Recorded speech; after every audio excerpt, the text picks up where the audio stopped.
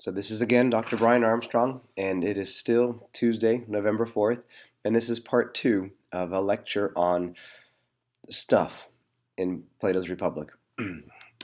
We left off with the idea that there are different kinds of appetite, and what's at issue in each person is what appetites they have and what, if anything, rules over them.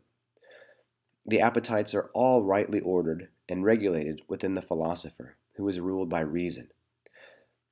In the tyrant, there is only one appetite. It is unnecessary and completely unruled and incapable of being ruled. um, Socrates, we might say, this is what he's after at one level. He wants to set side by side the philosopher king and the tyrant. And at issue with the tyrant and the philosopher king, i.e. the aristocratic soul, is the issue of what makes one happy. We'll quickly read this line. Socrates does not need happiness to be the capacity to do what one wants, or the absence of regret, frustration, and fear. Oh, sorry. Back up. This one. This comparison between the tyrannical soul and the philosophical soul does all the work that Socrates needs if the capacity to do what one wants correlates closely with human success or happiness, and if the lessons about the tyrant's unfreedom, his or her incapacity, generalize to the other defective psychological constitutions. So in other words, the tyrant is the person who is most fully unjust, who is most fully not bound by nomos, law, thamus, custom, logos, reason. The tyrant, we would then think, is free to do whatever he or she wants. The problem, of course, and what Plato shows in Book 9 of the Republic, is that the tyrant inevitably becomes a slave to a single desire and ends up what we might today call an addict, and is more unfree than every other kind of soul. The philosophical soul, however, ends up being happy. And so there's this question of what exactly happiness is. What is this highest or truest pleasure that reason reveals to us, that the philosopher experiences, that makes justice in itself better and more happy-making than any other possible state? Okay, we'll ignore that. Let's go to the, we're going to go here. To set this issue in context, what makes someone happy? We might say that, okay, Plato, we get it. The tyrant is a slave to a single, overruling, unrelenting desire, appetite, and so for that reason, the tyrant is the least able to do what he wants. The philosopher, not tied to any particular appetite or passion, is always able to do whatever he or she wants because he or she is ruled by something higher and not by something lower. So then, is the just person happy? Well, here we have to go back to the starting point of the Republic. Part of the problem with the common view of justice is that justice simply does not make one happy. Happiness, as most people would define it, is having a life of good fortune, in which one is able to get what one wants, experience more pleasure than pain, is not shamed in the eyes of one's peers, and so on and so forth. However, the just person, as Thrasymachus and Glaucon and Adimantus both pointed out, is someone who would rather suffer than be unjust. And what Socrates is saying is that this just person is, in the moment of their suffering, experiencing happiness. How can this be so? For this, we're going to look at a couple paragraphs from the great Plato scholar T.H. Irwin. And here he sets up an analogy between Kant's notion of the goodwill and Glaucon's demand that Socrates showed that the just person, in the midst of suffering, is in fact happier than the tyrant who seems to have all that anyone might want.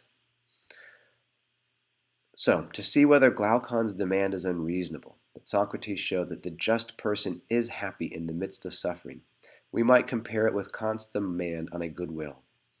Kant has sometimes been taken to say that someone lacks a good will unless she does what is morally required in opposition to all her other inclinations.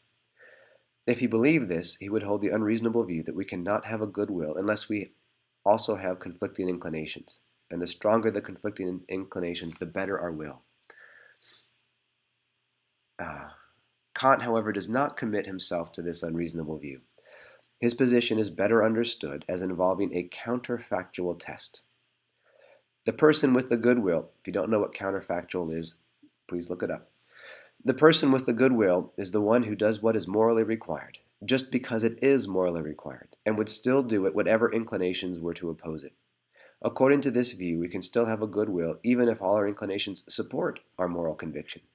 But if it is a good will, the support of these other inclinations is not necessary for us to be moved to do the right action. If this is Kant's position, it is rather similar to Glaucon's position on justice, insofar as it seems to rest on a similarly demanding counterfactual test. Both views imply that many people pass for just people in the circumstances they actually face, because they remain committed to justice in the face of the sorts of costs that they actually incur. But some of these people, we might suspect, would not remain committed in the face of greater costs that they do not incur. Many people, for instance, who follow the requirements of justice would have violated them if they had been required, under threat of severe punishment, or say torture, to collaborate in false accusations against their innocent neighbors. Either we say that these people are not really just, or that they are just, but would not have been if they had lived in these different circumstances. So the idea is this: the just person, while being tortured, would remain just. They would have a strong inclination to give to the torturer whatever the torturer wanted, no matter how much it was not due to, not owed to the torturer. And the just person, in the midst of their torturous suffering, would, because they are being just, be happy. That seems to be Plato's Socrates' claim. We might well wonder how that is so. This seems to be a quite radical reconception of happiness. And this makes sense because we are being offered a, certainly at the time, radical reconception of human nature. The endoxa, the widespread belief among both the many and the wise, is that happiness is a matter of a good life as a whole, in which one gets what's due or owed to one, and essentially experiences more good than bad, with good being described in terms of honor, recognition, money, pleasure, so on and so forth. The Greeks also believed that living a good life like that required moral luck. You are lucky if you never have to experience torture and all that goes with it. Socrates is offering us an account of happiness that is impervious to luck. No matter what happens to us, the capacity to be happy, in his sense, is always available to us. We can always choose to respond to inclinations outside the good, or not. Kant, it should be noted, shares a similar view.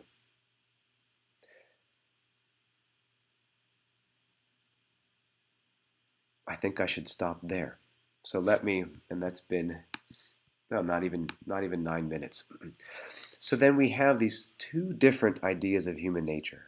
The pleonexic view of human nature, humans who always want more, and who seek to build a life in which overall the balance of pleasure is greater than the balance of pain.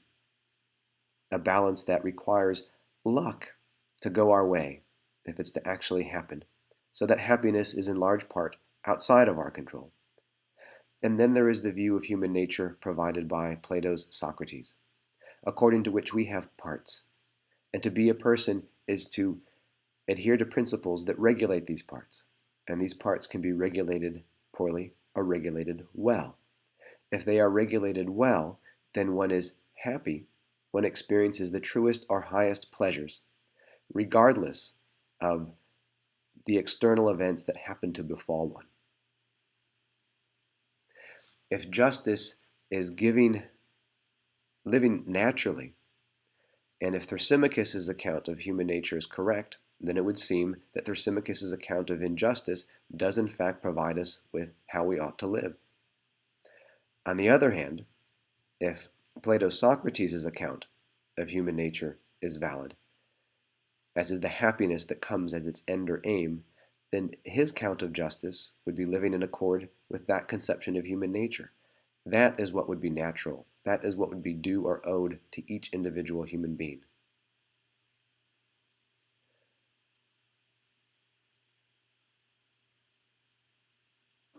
We'll leave it at that.